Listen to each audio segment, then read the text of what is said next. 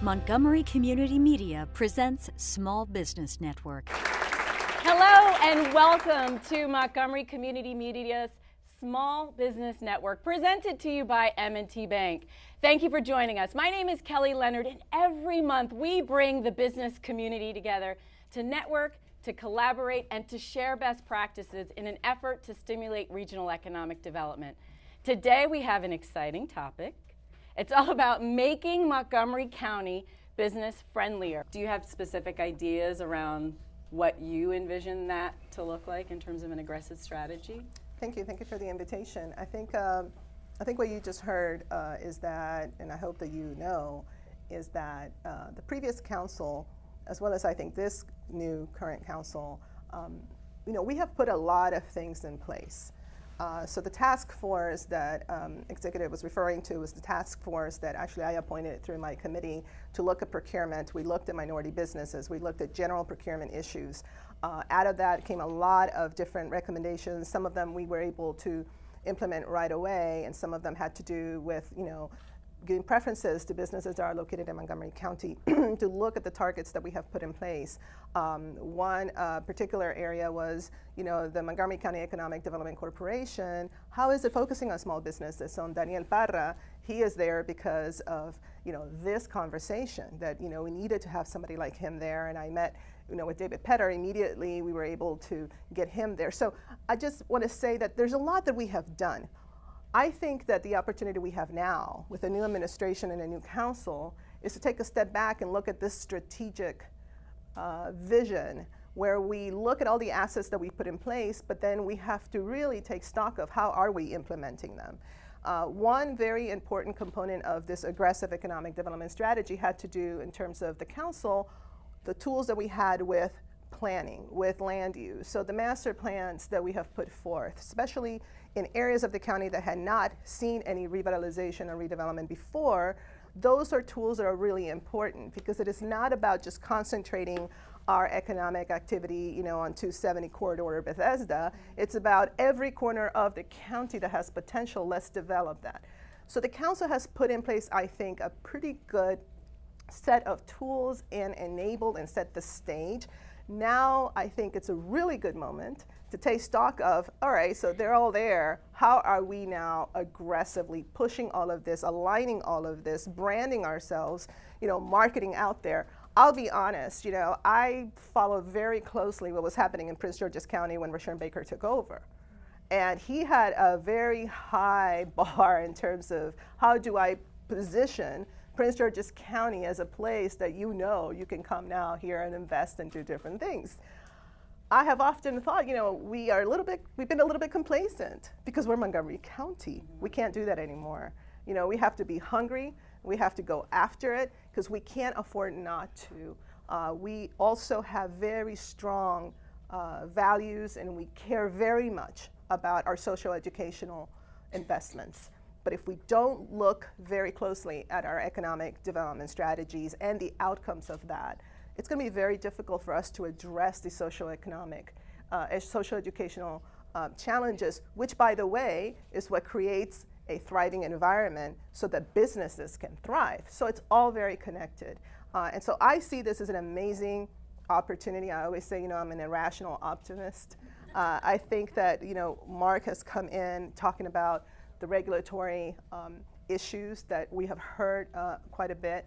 And with this new council, I think everybody is on the same page about, hey, time to just kind of turbocharge our focus on this particular area.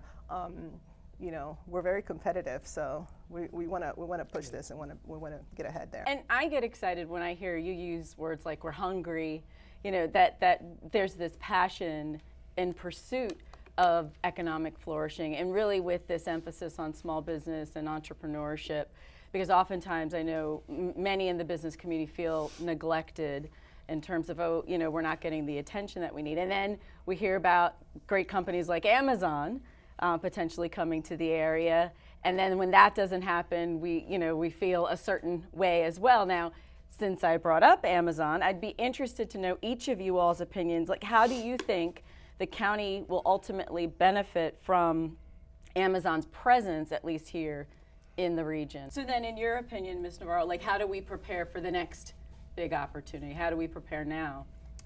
Well, I mean, first of all, I think that the fact that we were the only county that made it to the top 20 list was important because, you know, sometimes you do get in the echo chamber of Montgomery County is such a bad place for business. But I'm sure that Amazon, in making that decision, you know, made an evaluation that actually resulted in us being in the top 20. So that says something about where we are.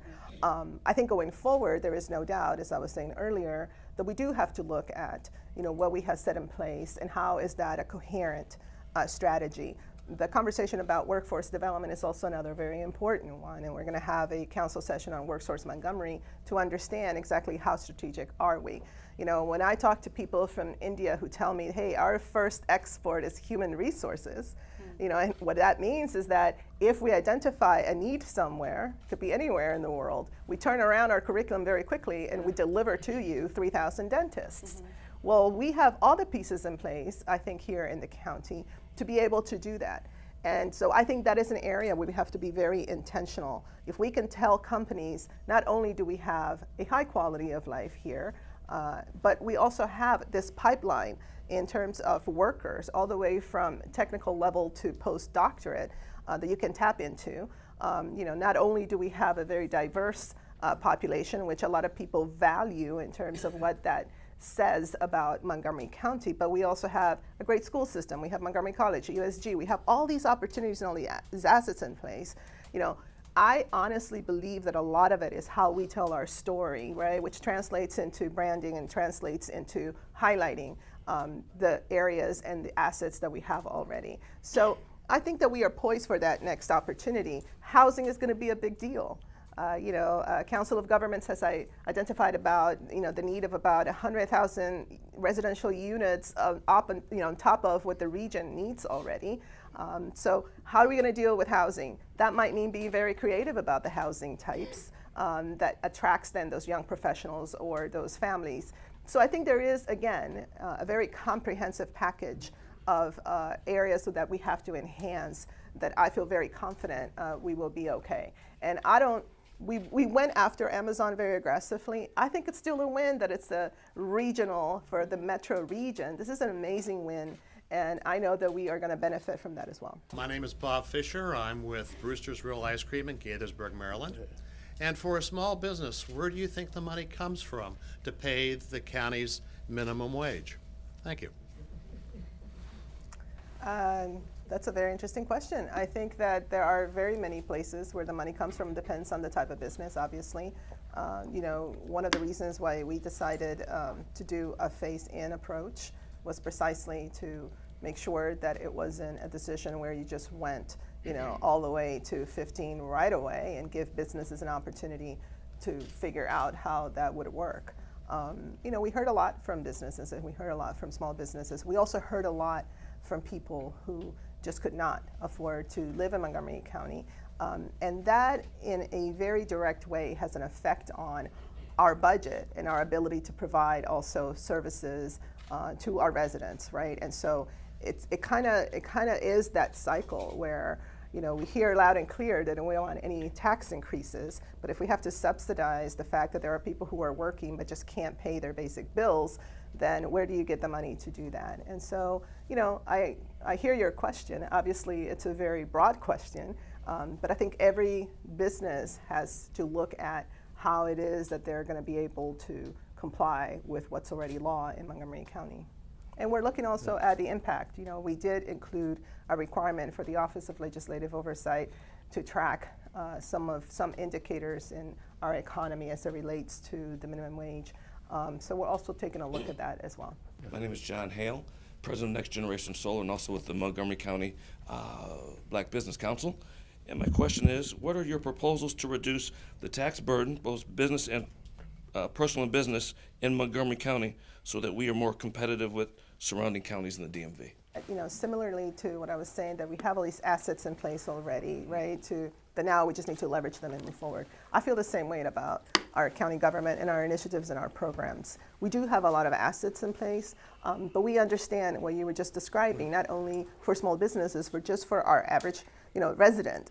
There is no appetite, and we all know that this idea of just thinking, oh, we have another challenge, therefore let's just raise taxes for it. This is not sustainable. And so for us, I think it's also looking at what is it that we have already in place? Where have we invested? We have a very amazing nonprofit, ecosystem as well. How can we leverage all those resources to be very strategic about some of our biggest challenges?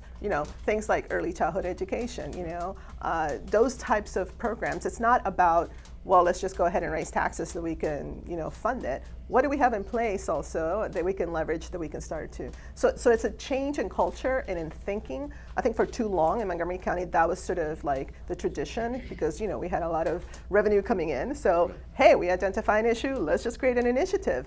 I think now is just that time, and we're lucky in that sense, right? There are other jurisdictions that don't have that luxury. We invite you back again next month. We'll be here for another exciting topic, so you do not want to miss it.